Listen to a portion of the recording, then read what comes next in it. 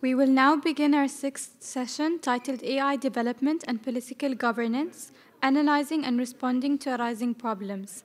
And this session will be moderated by Professor Satoshi Ikuchi, Professor at the Religion and Global Security at ARCAST and Founding Chair of ARCAST Open Laboratory for Emergence Strategies Roles at the University of Tokyo. And we are honored to welcome the following distinguished panelists. Ms. Jimena Viveros, Chief of Staff and Head of Legal Advisor to Justice Dr. Loretta at the Maxim Supreme Court of Justice and member of the UN High-Level Advisory Board on AI, joining us virtually. Professor Mazen Hassan, Professor in the Faculty of Economics and Political Science, Cairo University, joining us virtually. Professor Rayo Nakai, Professor at ARCAST University of Tokyo. Ms. Noor Al-Mazroui, Researcher and Head of the AI Department at Trends Research and Advisory. Professor Prislav Nakov, Department Chair and Professor of Natural Language Processing at Mohammed bin Zayed University of Artificial Intelligence, and Dr. Mohammed Suleiman, Director of the Strategic Technology and Cybersecurity Program at the Middle East Institute, Washington, D.C. Okay, thank you very much. I'm Satoshi Ikeuchi, Professor of Religion and Global Security at the University of Tokyo in this Research Institute of Advanced Science and Technology in the University of Tokyo. I'm organizing this think tank in the University of Tokyo. It's called ROLES, ARCAST Open Laboratory for Emergence Strategies. So in this research center, ARCAST, Research Center for Advanced Science Technology, we have established a think tank particularly aimed at working on diplomacy and security studies. So roles, you see many logos during the session in this conference. This is the effective co-hosting entity in the ARCAST. Of course, we are co-hosting with a trend research and advisory. So this, after this long self-introduction, I just give you the time to speak. But this is the final wrapping up session and also only social science session. So it's very, very important for implications, for our implication to society and policy.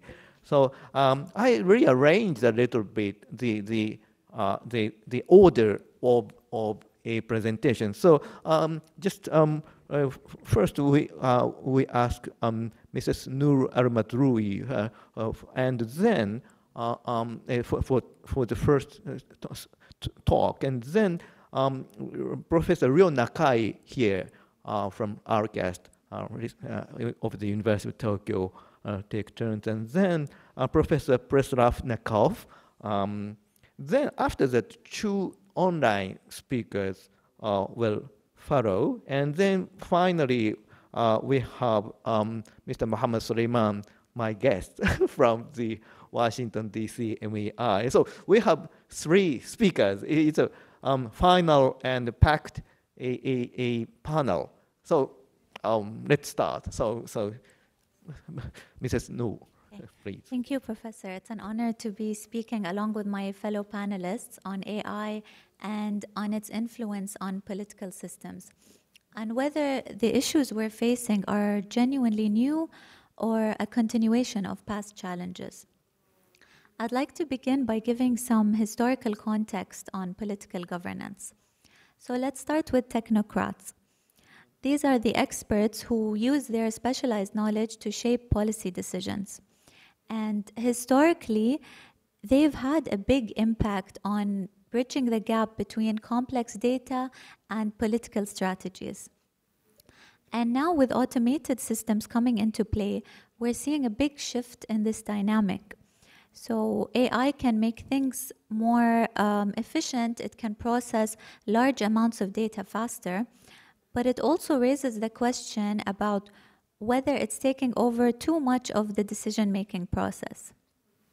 So is AI possibly overshadowing human judgment in governance?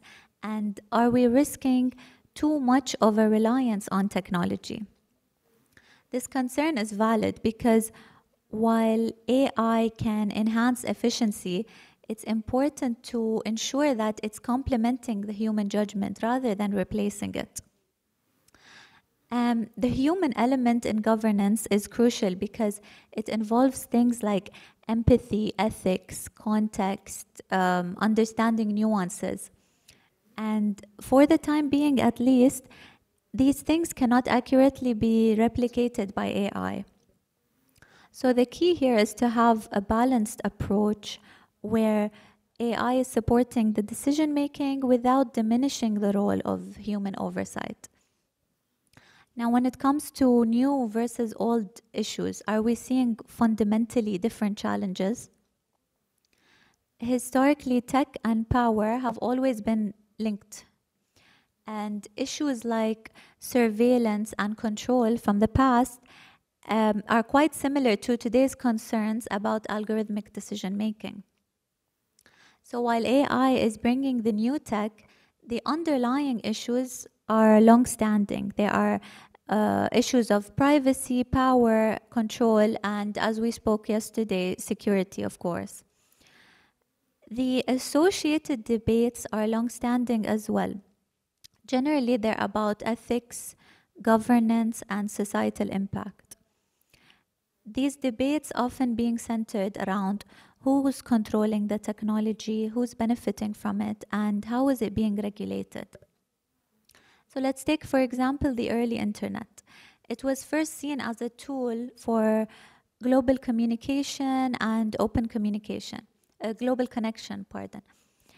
But a lack of early regulations have allowed all the power to be concentrated in a few hands, which then created data privacy concerns and increased the influence of a few dominant platforms. So when it comes to AI, one way we can avoid repeating the same mistakes of the past is by establishing clear and inclusive regulatory frameworks early on. So this could mean creating independent auditing systems to check how AI is being used, much like how financial institutions are regularly audited for compliance. The final point I'd like to discuss is AI's involvement in politics. So when AI gets involved in politics, it can really affect how much people trust their institutions, especially when it's used in areas like predictive policies. It can raise some ethical concerns. Designing fair AI systems from the start and educating the public about their strengths and their limitations are key steps. I spoke earlier about independent regulatory bodies. Another suggestion is algorithmic transparency, which means making the algorithm designs themselves open to public scrutiny. And of course, this comes with challenges like privacy, protecting trade secrets, but there could be a happy medium of frameworks that allow for some level of public access to algorithmic decisions while still protecting sensitive information. So it's all about finding the right balance between transparency and security. And in conclusion, we look at the intersection of AI and political governance. We're not dealing with fundamentally new set of problems, in my opinion, but rather a modern reimagining of long-standing issues. So AI is reshaping how we think about power, control, and trust in our institutions. And here, the challenge and the opportunity both lie in our ability to create frameworks that harness AI's potential while still preserving human oversight, ethical standards, and transparency. So the discussions we're having today in settings like this conference, the decisions that are made now, whether in terms of policy, regulation, or education, these will shape the future of governance. So it's a collective responsibility to ensure that AI serves as a tool for progress. And now I'm looking forward to the discussions that will follow. Thank you so much for your attention.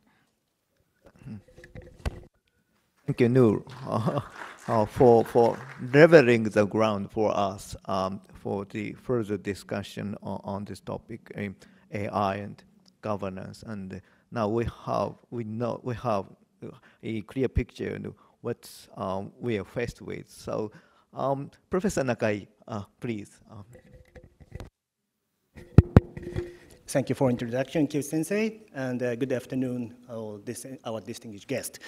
I am a political scientist and a comparativist, and I'm interested in usually more political public opinion and related issues. I just found that I share so many viewpoints with you, and but today's presentation, I'd like to share my thought about the use or usage or regulation of AI in the especially field of the politics, policy implementation, or public administrations, especially from the viewpoint of the public perceptions or balance of powers as a political scientist. So this this image, this graph from the first slide indicates the current European situation and in general speaking, people's attitude towards towards government regulations, especially on algorithmic automation in general. Even this clearly shows that even inside the European state, people's attitudes on them is different. So what is making the difference bringing? So my quick answer is political confidence is key. But before moving directly to discuss about this point, I just drop in a more fundamental aspect of the relationship between, generally speaking, intelligence and politics, or politics and intelligence in general. Because always this topic reminds me the pastimes, lies, and false policy science, especially in the middle 20th century, around 1950s or 60s, especially in the United States. Maybe, I guess some of you have heard about the name of scholar Harold Laswell or the keyword preference for automations. Simply speaking, it can be roughly summarized as an attempt or movement try to find rational and automated solution to a political or a policy problem by inputting massive data or massive evidences or with possible future scientific advancement. But unfortunately, this attempt failed in the world. Of course, there are several reasons. One reason is there was a limitation of scientific limitations, limitation of data. But more fundamentally, there is a more issue. It's because of the so-called multidimensionality of the policy problem, especially in the phase of the agenda settings. More fundamentally, there was a so-called incommensurability between several values, especially with the aim of the political aims. So we won't have time to discuss this point here more in detail, but simply speaking, pastime policy science found that automated decisions solely not stand alone and still need political decision makers. So in that point, the question is about taking balance between intellectual bodies, intellectual experts, and decision makers, political decision makers. So I just forward moving my slide. And we could build the relationship between AI and the politics in nowadays with this metaphor or analogy as a technocrats in the modern government, not rather than as a philosopher king, which have been discussing since ancient Greek times.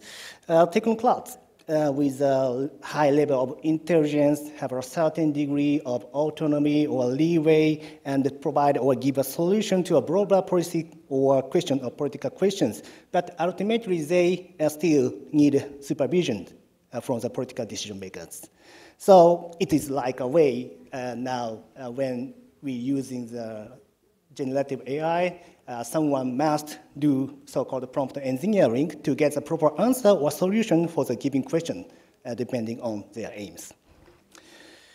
So the current debate about AI regulation in public administration is very similar for me to the past time long-lasting discussions about the balance of discretion that professional bodies like lawyers or medical experts or scientists in having in a political decision-making process, taking balance with people's and politicians' controls or supervisions.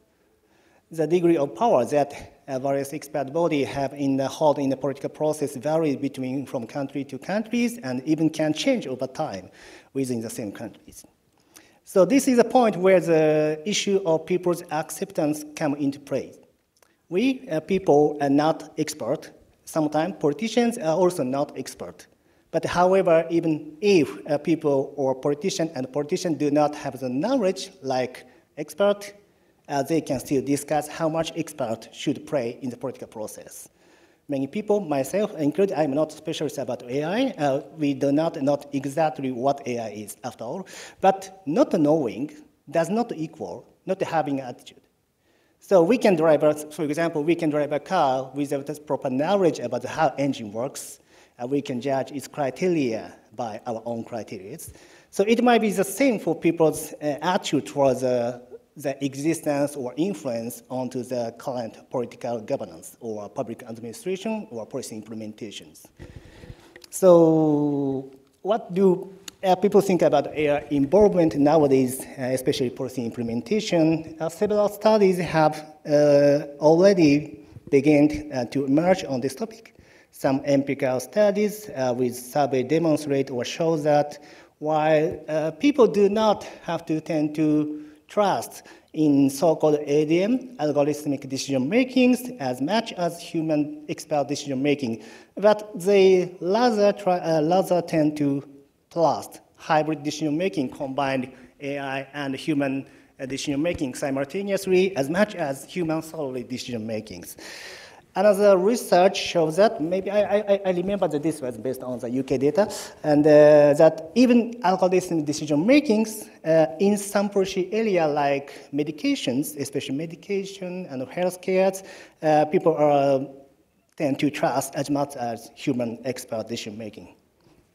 And my expression is that it is also important to know that people with high level of general political trust for their political institutions or its service providers or its transparencies, tend to have a high level of acceptance the AI role in the field of the governance. So people's trust cannot be ignored. For example, if it's an appropriate decision is made, but if it's perceived as an ADM decisions, people may instantly become less accepting decision. So it's a matter of legitimacy or effectiveness of the policy implementations with people's agreement. Conversely, if people have high trust for example, high trust in the government, in general, social acceptance of AI-supported decisions making may increase. So these two are rather more mutually reinforcing processes. So if you want to improve or expand to your decision making with the help of the AI in the contemporary world, you or we must have to win the people's trust in other areas other than the field of the AI.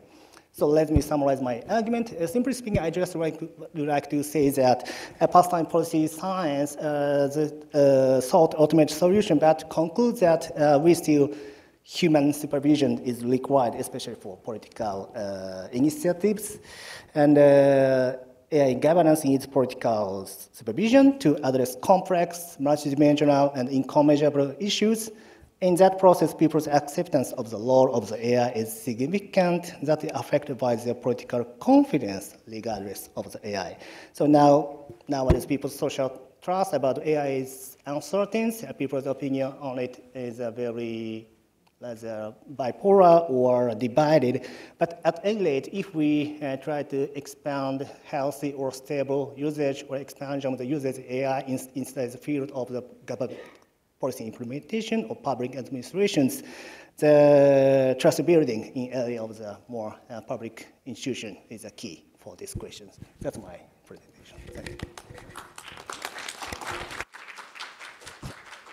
Thank you very much, Professor Nakai. Now, we heard a call for governing AI for many times, but now we have a more clear view, clear theoretical view on how does it mean, how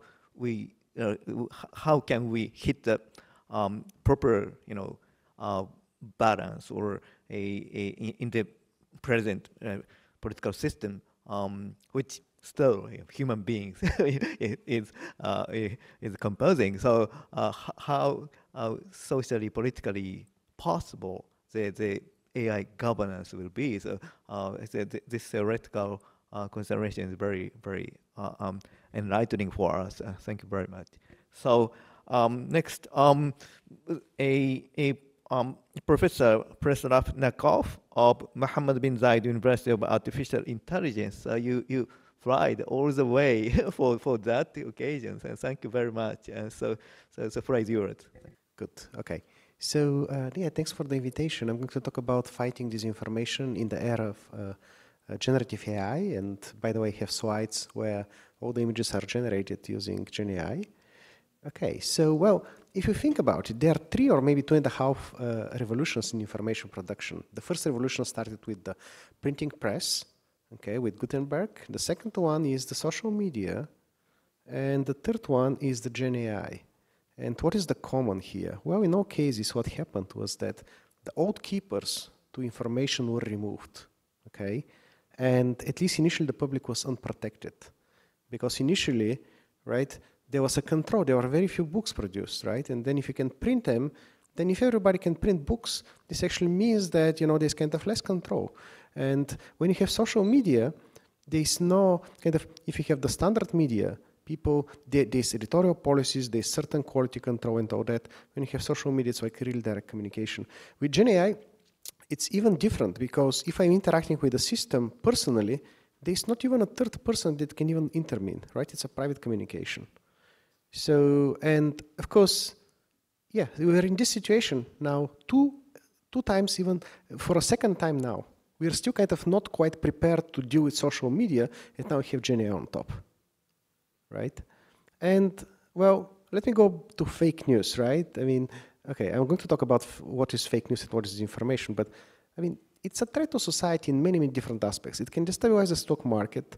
It can affect political elections. It can cause humanitarian crisis. Even genocide was kind of blamed by official investigations by United Nations on fake news in social media. And it can kind of be very, very crucial in the time of pandemic, right? Actually, you see this word infodemic. Let me tell you something about this word, right? So immediately after the World Health Organization declared the pandemic, I went on their website and I found this list of their top 5 priorities in fighting the pandemic. It was very, very interesting. You see that fighting the infodemic is number 2 priority among their top 5 priorities. So they realized how very early on, how important it's going to be. And they even put a special name on it, infodemic. Now, a little bit about the evolution of terminology, right? So things started with fake news. 2016, word of the year in many dictionaries, and it really focused on factuality. And let's do fact-checking, and that was all the effort. But then soon, journalists, fact-checkers, international organizations realized, wait a minute. The problem is not only that it is false, the problem is that it causes harm, okay? So you need to look into both. And then the term disinformation was preferred. It was adopted, right, universally. So it's something, disinformation is something that is false, but it's also harmful, okay? And then we have infodemic as a term, okay? If you think about it, it focuses only on the harm. It doesn't matter whether it's true or false. I can actually put true information, right? I can put some emotions there, or I can bombard you with one side of the thing, right? And I can actually affect you with malicious purposes, also with only true information, right? And now it's very funny because in the time of Gen AI, we are talking about hallucination, and that's back, you're kind of back into factuality. So like, it feels like the generative AI has made factuality great again. Yeah, and of course, hallucinate is now word of the year and so on. So kind of factuality is back. Now, what are the threats of the malicious use of generative AI? Well, one threat is that it's very high quality, it's very coherent, it's very fluent, it's very persuasive. You know, sometimes I know it's false, but it sounds so good. I almost want to believe it, right? Those are authoritative wires, right? There's also this halo effect, that kind of, if a language model is good on something, people expect it to be good in everything, which is not always the case. But then kind of, you know, with malicious purpose, right? I can do style impersonation. If I have a few emails from you or a few of your social media posts, I can actually copy your style and I can post for you. You know, I can personally journalists, politicians.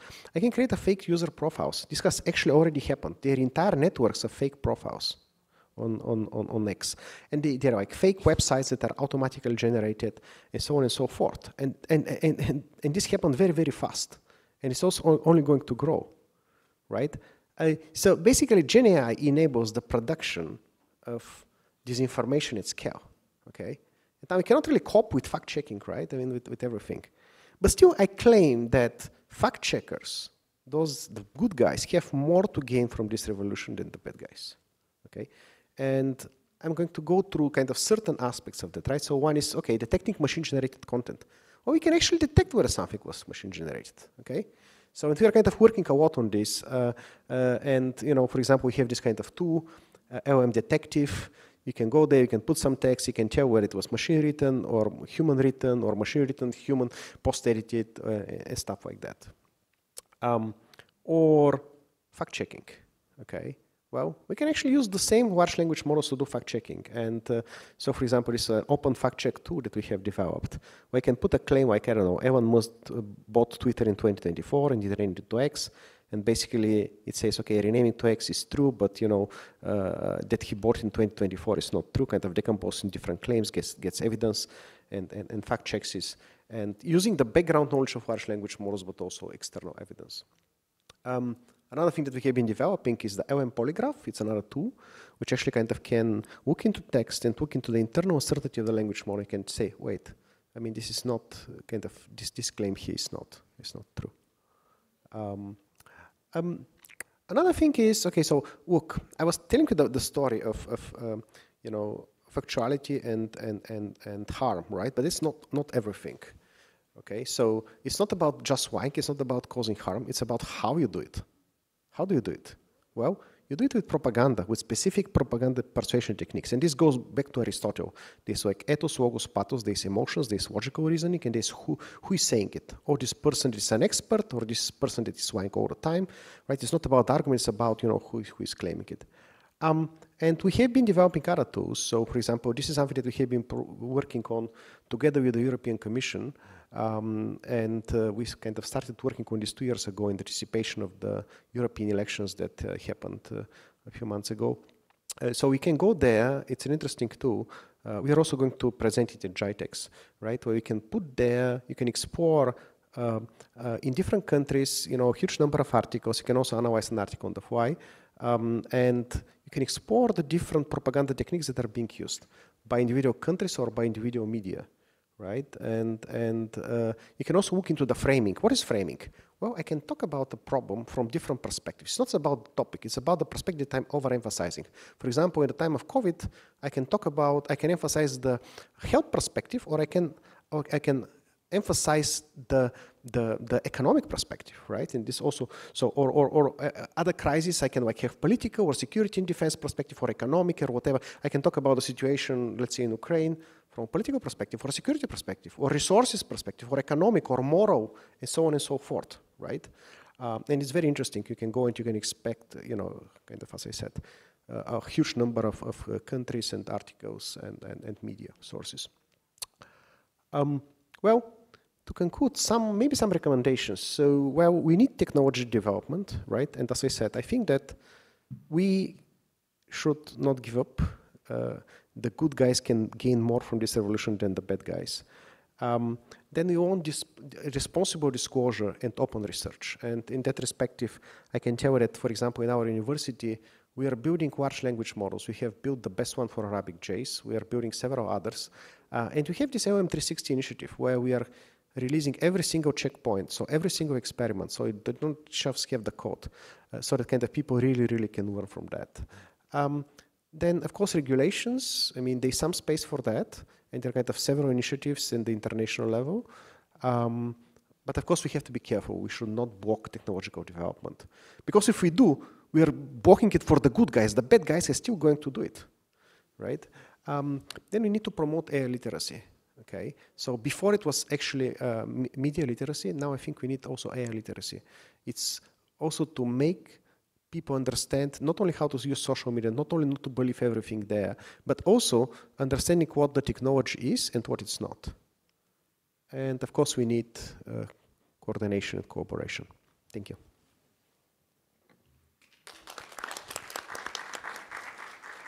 Thank you very much, Professor Nakov, in your presentation. But three revolutions is very enchanting for me because I'm working on the Middle East and its ideology.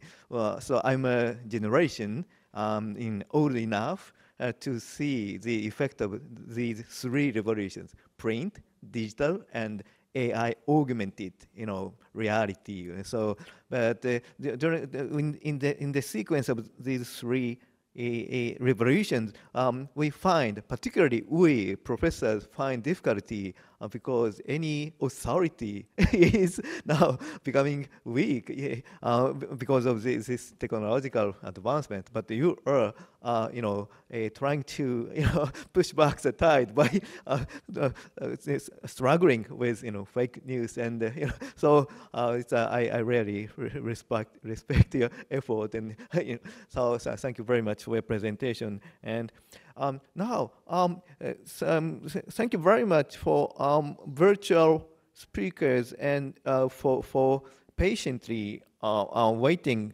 for us. And first, Ms. Jimena Viveros, Chief of Staff and head legal advisor to Justice Dr. Loretta Ortiz Ahraf at the Mexican Supreme Court of Justice, and also member of the UN High-Level Advisory Board of AI. So, thank you, Jimena, for waiting us. So floor is yours, please. Thank you very much, and good afternoon, everyone, or good night. Greetings from Mexico. As you kindly introduced me, my name is Jimena Viveros Alvarez. I'm a member of the UN Secretary General's High-Level Advisory Body on AI. I'm also a commissioner for the Global Commission, REAIM, and an expert on AI for the OECD. I am honored to be here at the 4th Trends Annual Conference discussing AI's development and political governance. Today, we are witnessing an unprecedented rate of technological innovation, with advancements occurring at a pace that often outstrips the capacity of governments to effectively respond to the challenges posed by new technologies, especially the higher degrees of autonomy enabled by AI. This rapid development also poses substantial challenges to policymakers, as they must keep up with it to ensure any governance scheme is future-proof and is not rendered obsolete in a few years, months, or even days. In this regard, artificial intelligence stands out as one of the most transformative and disruptive technologies of recent times. Of course, its inherent complexity and technical sophistication pose unique challenges for regulation. Therefore, this regulation requires a level of technical proficiency and understanding that goes beyond traditional regulatory frameworks. It demands that those in positions of authority have a comprehensive grasp of the complexities and implications of emerging technologies. In this context, to effectively tackle these challenges, it is imperative that governments, legislators, and public servants become well-versed in the technologies they are tasked with regulating. This necessitates a multidisciplinary approach and a deep understanding of both technical and ethical dimensions of these technologies. Moreover, any governance regime should address the prevention and mitigation of artificial intelligence inherent risks, namely biases, brittleness, hallucinations, misalignments, as well as the inexplicability of its decision-making process, which we also know as the black box problem. Additionally, AI's inherent dual use and repurposable nature increases the chances for any malicious state or non-state actors to use the technology for a task that it was not originally designed for. For instance, a large language model, LLMs, could be used to obtain specific instructions on how to develop chemical or biological agents that could pose a risk to civilian health and security. Of course, in recent years, regulatory efforts, initiatives, and proposals have increased considerably. Currently, there is a rich yet diverse ecosystem of multiple regional and multilateral efforts aimed to govern AI. To name a few, we have, of course, the United Nations Secretary General's high-level advisory body on AI's recommendations in the interim and final reports, which the final report is coming out in a few hours. So please keep posted and stay tuned. Of the OECD's AI principles, of course, the G7 Hiroshima process, the G20 guidelines, the Council of Europe Framework Convention on Artificial Intelligence and Human Rights, Democracy and the Rule of Law, the European Union AI Act, the Bletchley Declaration on AI Safety, the Seoul's Declaration for Safe, Innovative, and Inclusive AI, two United Nations General Assembly's resolutions, several ethical instruments, including the UNESCO Declaration on Ethics of AI, the Global Commission on Responsible Artificial Intelligence in the Military Domain, REAIM, as well as the UN General Assembly's Resolution 78/241 on lethal autonomous weapon systems, which stresses the urgent need to address the challenges posed by these technologies and submit a report reflecting the views of different states, international organizations, and civil society, of which an advanced draft was published the 1st of July. All of these efforts are welcome developments and set us on the right path. However, an effective governance framework needs a holistic and cohesive approach to ensure it benefits all of humanity and not just a selected few, generally from the global north. Furthermore, AI governance requires more than soft law and just principles. Thus, it is necessary for states to come together and reach consensus on binding international norms to prevent and mitigate AI's risks. This must include clear red lines and regulations that are applicable throughout AI's life cycle.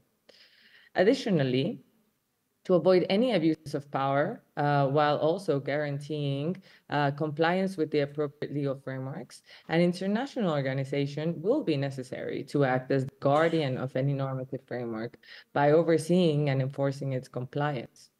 In that sense, some of the essential measures that need to be applied at the international level include the implementation of safety by design and red teaming standards to ensure that AI can be used responsibly, creating and applying binding norms that ensure state and non-state actors can be held accountable throughout the entirety of its life cycle, development incident monitoring mechanisms, as well as establishing processes to receive, investigate, and report serious misuses of AI.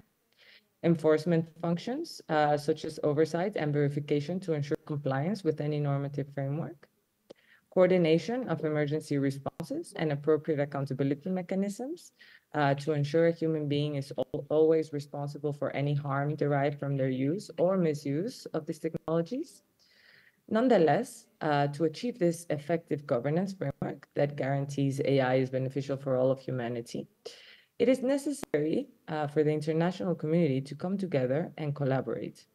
The harmonization of governance approaches is a necessary step to ensure AI's benefits can be reaped equally throughout the world, also with the Global South.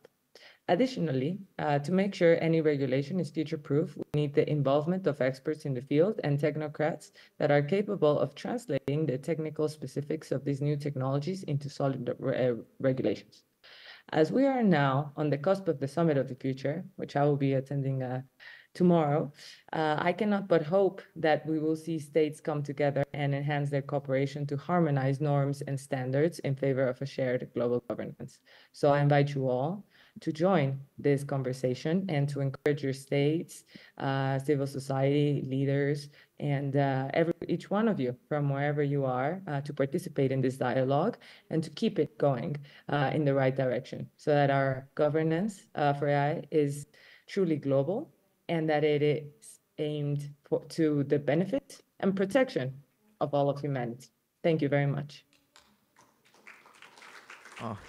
Thank you very much, Jimena, for sharing with us the international, growing, emerging international framework for AI governance based on legal practice. And this is very enlightening and so comprehensive. Thank you very much for sharing with us your time until late at night in Mexico. I really appreciate your support. Thank you very much. So, and also now we have a speaker from Cairo very early in the morning, I think. Professor Mazen Hassan, professor of Cairo University's Department of Political Science. Thank you very much, Professor Hassan, waiting for us. So the floor is yours. Thank you very much, and I'm very glad to be with you today, and thanks for the invitation from Trend Center and from Tokyo University. I have spent 1 month last spring at Tokyo University as a researcher, and it was one of the most fascinating visits of my career. So basically, I've entitled my presentation with this title, AI and Governance, What Do We Know So Far? Let me start very quickly by emphasizing that technology matters in politics. We know this for decades now. We know, for example, that television has revolutionized political campaigning, has transformed politics sometimes into beauty contexts, has contributed to what we call presidentialization of politics, has sometimes even decreased significance of party structures because if candidates can appeal directly to voters, they no longer need to invest in party machines. And then social media has been a huge revolution as the new technology of the past 10 or 20 years of space for freedom of expression, but also had negative effects, which is basically radicalizing opinions, and because the algorithm keeps directing people to content that the algorithm thinks will keep them on screen. So social media has created like-minded clusters. Probably also has made it quite difficult for politicians to maintain popularity, and we can see a lot of measures of low popularity, for example, among European leaders. Some political scientists attribute this to social media. Now, AI is a paradigm shift. It is a new technology. Why is it different? Well, it's not just a medium for politicians to communicate with voters, not just a source of information, but a companion that people ask for opinions and also think in mind. So what do we know so far? I'll present some research that belongs to what some people would say the doomers and gloomers of AI trend, but let me say that, well, it's better to be a pessimist and proven wrong rather than optimist and proven wrong. So now, effect on political representation, which is the core political process in any country, basically, how representatives and legislators represent citizens. And this is the result of what we call an audit study in political science, which is basically sending one group of legislators a letter and another group the same letter, but just varying only one dimension, and see how legislators respond. So some researchers wanted to see whether legislators can distinguish between letters sent to them by actual voters or by AI, so AI-generated letters. And it turned out that really legislators do not or hardly distinguish between both. They respond less likely to letters generated by AI, but it's just, as you can see, a decrease by 2%. So it's quite small. And if you analyze the letters that legislators responded back with to voters, you can see that they're mostly of the same length. So we know probably now that legislators cannot really distinguish or cannot really know whether the complaints, the letters, the demands made to them are generated by humans or by artificial intelligence. Now, the big question is, does AI have political biases? I mean, basically the motivation is that science has given us this huge creature, and we want to explore it almost on a regular basis. The answer to this question, as per the research that we know, is that it's a probable yes. AI does expose some political biases. And this is an experiment that was done by Rosado et al. And published only very recently, which is basically you ask AI a bunch of controversial questions that you ask any human to plot them on a continuum between left and right, especially the controversial questions, about climate change, immigration, abortion. And then you analyze the results by these political orientation tests. And as you can see, all the political orientation tests have shown that AI has a left-leaning position. Well, this could be because it consumes or it builds its opinions based on what is there on social media or in even mainstream media. And some people would argue that mainstream media is a little bit left-leaning. But at least we know that there is some sort of a left-wing bias when it comes to AI, which some would think is problematic because many voters ask AI for advice before they make their choice. Now, what about AI and international relations? There is a very interesting paper that is still peer-reviewed, probably will come out soon, which is basically, can you fool AI by propaganda or not? And one of the previous speakers has already talked about propaganda. Propaganda is basically something that is done by each and every country to promote its image itself in the world. This is an experiment that was done by White and Josh Tucker at NYU. And they really found out that, well, AI is not that intelligent when it comes to differentiating between propaganda or actual news. They actually consume propaganda and then give up or provide this propaganda when you ask them about information. So this is the experiment that they did. For example, when you feed basically an LLM model with different texts generated by certain governments, the categorization of the government from being an autocratic to not autocratic changes as per AI answers, which I think is quite revealing and probably one of the deficiencies of AI, at least for now. We know it is developing. It might eventually be able to distinguish between both, but until now it cannot. There is also a bunch of other questions I'm exploring myself. So AI and innovation, and this is an experiment I've been doing, and it's now being peer-reviewed, which is basically most university professors will be concerned with the continuous use of ChatGPT will decrease the innovative drive of their students. And an experiment we've done at Cairo University, we have asked basically students to rely exclusively on AI for 3 months in a row, compared to a control group that cannot, and that is not allowed to do so. And we tested the innovation of both groups after the 3 months, and we found a significant decrease in the innovation drive of those who continuously use ChatGPT, which also raises rings an alarm bell. This is one of the research topics I'm very much interested in. I hope I can do it. I'm sure some are already doing it at some place in the world, which is how good is AI at predicting international crises, wars, and peace?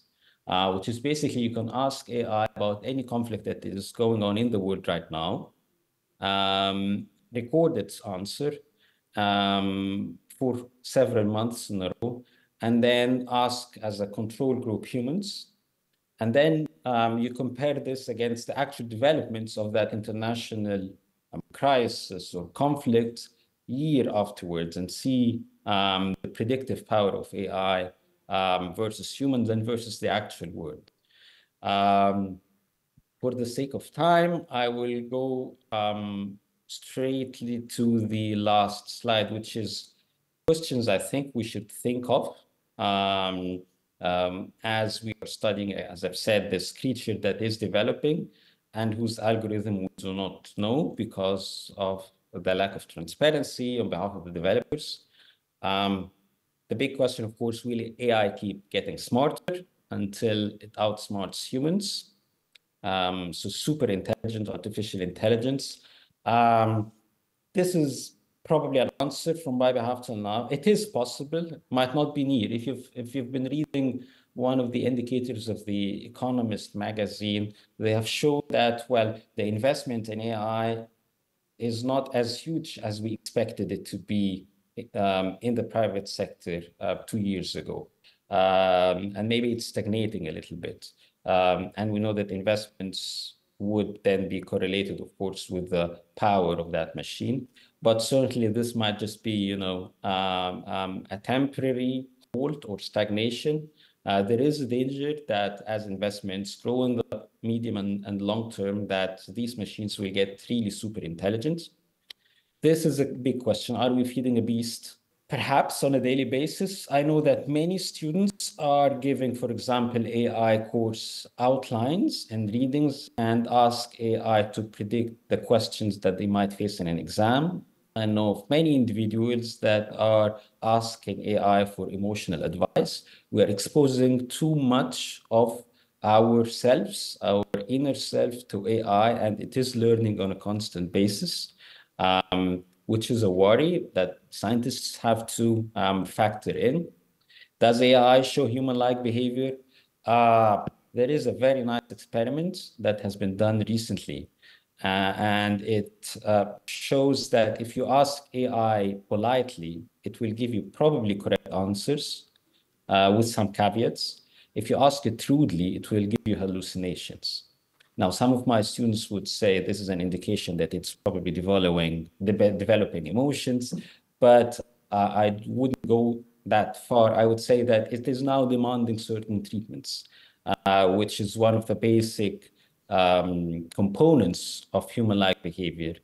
Can we regulate the technology? Well, most attempts to regulate social media have not been hugely successful because they're not as transparent as we want them, the social media companies, and because they have their own biases, of course. So it is not an easy task. It is quite difficult, especially if a company wants to protect its investments. So it is understandable that they wouldn't really open their black box. Can AI be trained to improve? Probably yes. The propaganda paper that I have shown in the previous slides shows that towards the end that, well, AI cannot now distinguish between propaganda and facts, but it can be trained. And therefore, after a period of training, it is able to make this distinction. So I would like to end with this somehow hopeful remark. And thank you very much. Thank you very much, Professor Mazen Hassan, for presenting us how we are challenged politically by artificial intelligence. Now we know the magnitude of challenge in the many aspects. So thank you very much for the illuminating where we are, the place where we are.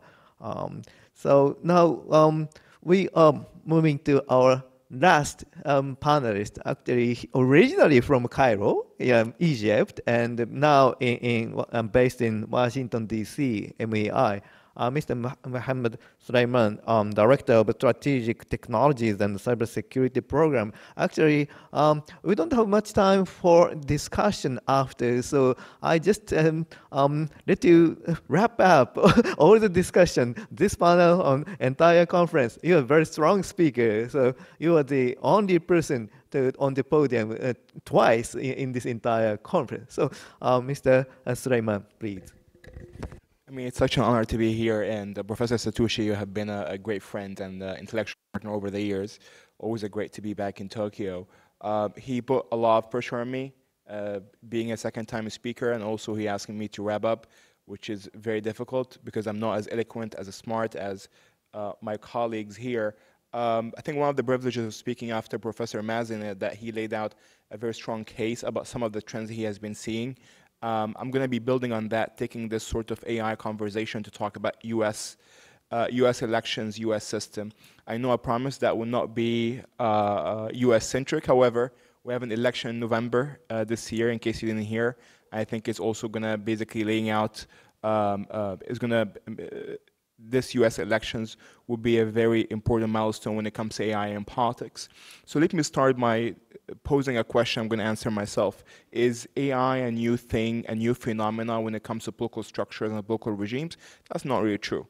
100 years ago, radio had a major impact on the way that we are perceiving information, how information are being disseminated across different nations. So we still remember the Berlin station from Nazi Germany. We still see and remember the BBC Arabic back in the day. So radio has been a milestone when it comes to making sure that your information, your side of the conversation is being broadcasted across the enemy lines. And this had a political impact. FDR, President Roosevelt's campaign was based on radio, based on the idea that he is able to talk through radio to fellow Americans, and he got elected 4 times. And then the second iteration of tech and political regimes and democracy was the introduction of TV to political campaigns. So still remember the infamous or famous debate between President Nixon and President Kennedy in the 1960s. And the different positions and different reactions that people had to people who heard the debate on TV, heard the debate on radio, and people who don't watch the debate on TV, and how this eventually led to the success of the Kennedy campaign back in the day. So TV was a second iteration of mass media, broadcasting information, broadcasting your point of view. But I would say radio and TV were one-sided. You are taking the podium like me, I'm speaking to you, you are able to project one idea, you are able to control the narrative. I think the third iteration of that sort of change was the internet back in the 1990s. And the thing with the internet was you are able to have what we call user-generated information, user-generated inputs. It's just no longer one-sided ecosystem where the TV anchor or the radio anchor are the people who are managing the narrative, who are able to control the media environment. Now we have another stakeholder that's much more active in this information ecosystem, and this is your data, it's your input. And even though the internet was introduced, I would say, in a commercial scale back in 1990s, I think the 2008 elections with President Obama was a fundamental change. Obama was the first social media president. He was the first president to use mass social media platforms. Back in the day in 2007, 2008, for a presidential candidate to use YouTube, Twitter, Facebook, MySpace, those sorts of platforms, that was a new phenomenon. He was able to utilize social media for his campaigning.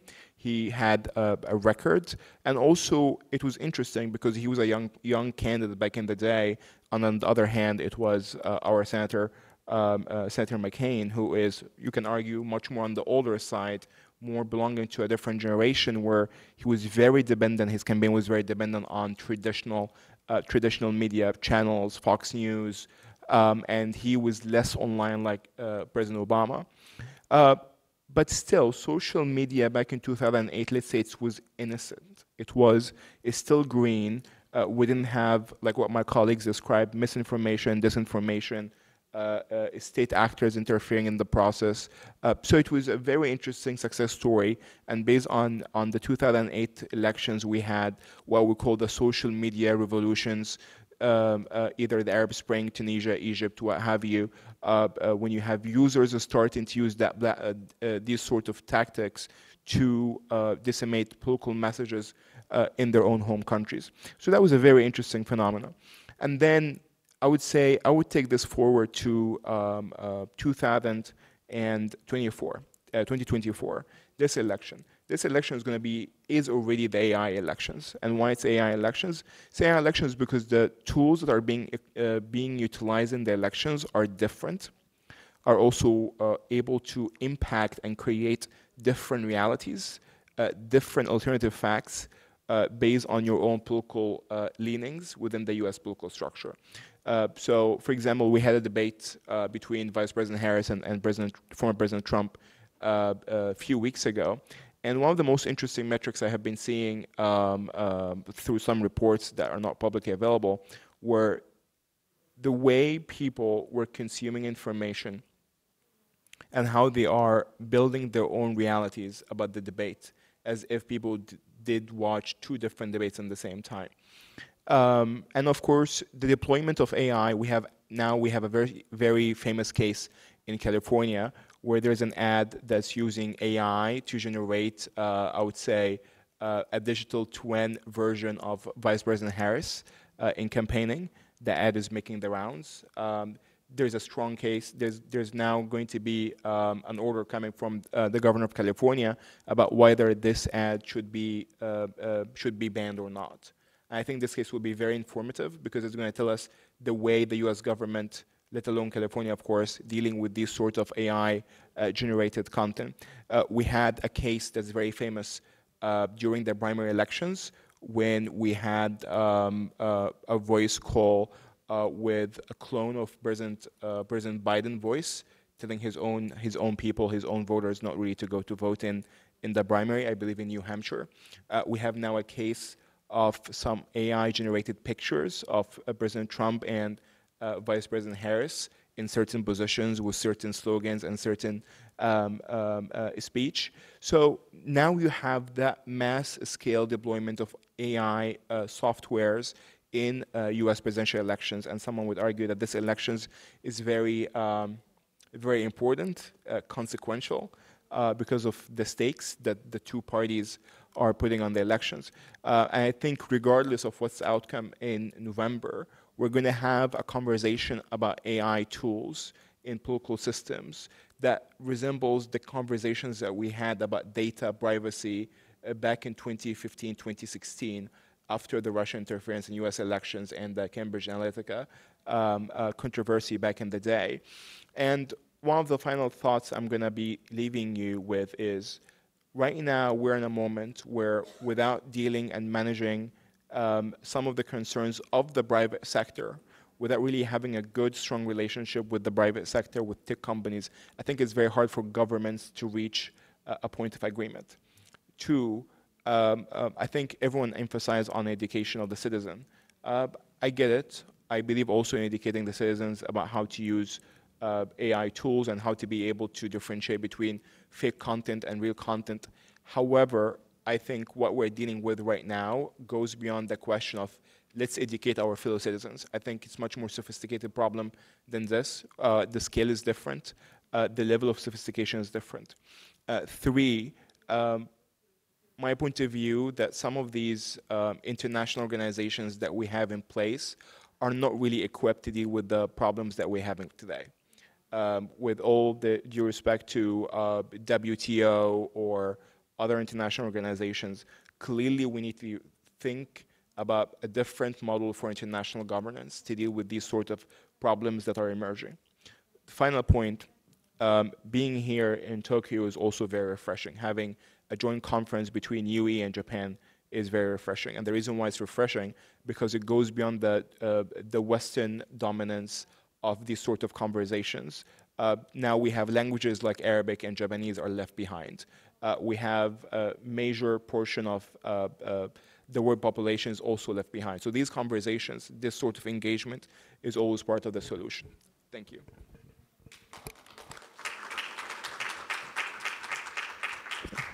Thank you very much, Mohammed, with your very succinct a presentation of the situation right now, very contemporary situation from the U.S. and also in a, in a global context. We are now it's almost concluding our discussion. And also thank you. I want to thank all the speakers here and also virtually online for participation and sharing with us. And we cannot continue our discussion with this packed list of speakers, and but it has been because of lack of time. But we are enriched, tremendously enriched by these presentations. So it's a common topic. Common concern for us is trust. As Professor Nakai's presentation showed us, the AI, the development of AI is shaking our political community in domestic and also international. So without trust,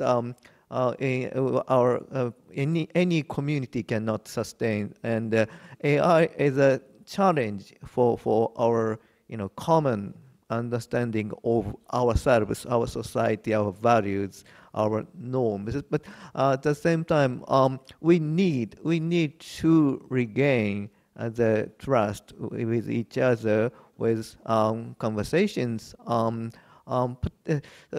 even AI or augmented reality can support our mutual conversation. At the same time, shaking and dividing our conversation. So we need to continue such a real, in person and also virtual conversation with our friends and colleagues from all over the world.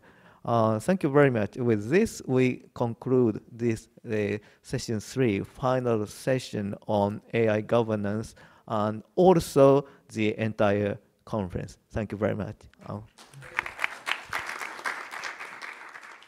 First,